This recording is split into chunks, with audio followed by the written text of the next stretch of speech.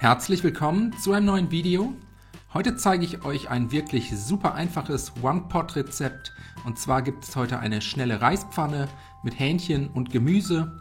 Dafür als erstes 750 Gramm Hähnchenbrust mit einem Messer in mundgerechte Stücke schneiden. Und wenn das erledigt ist, sind wir mit den Vorbereitungen auch schon fertig. Jetzt eine große Pfanne oder einen Topf aufsetzen, das Hähnchenfleisch in der Pfanne verteilen, außerdem 250 Gramm Reis dazugeben.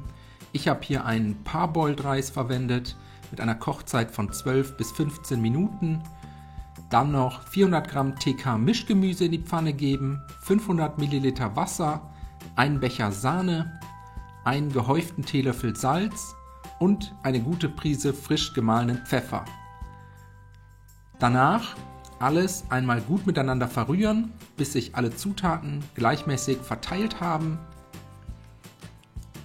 Den Pfanneninhalt anschließend zum Kochen bringen und dann mit geschlossenem Deckel für ca. 15 Minuten bei niedriger Hitze ganz langsam köcheln lassen. Zwischendurch den Deckel immer mal wieder abnehmen, alles einmal kurz durchrühren, damit nichts am Topfboden anbrennen kann. Und mit geschlossenem Deckel weiter köcheln lassen, so lange, bis der Reis gar ist und die Flüssigkeit nahezu komplett aufgesogen hat. Danach sind wir im Prinzip auch schon fertig. Die Hähnchen-Reispfanne jetzt nochmals mit etwas Salz, eventuell Pfeffer und etwas Zitronensaft abschmecken.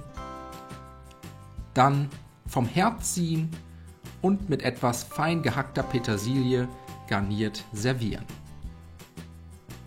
Ich hoffe, euch hat das Video gefallen. Ich wünsche euch schon mal einen guten Appetit, viel Spaß beim Nachkochen. Bis zum nächsten Mal.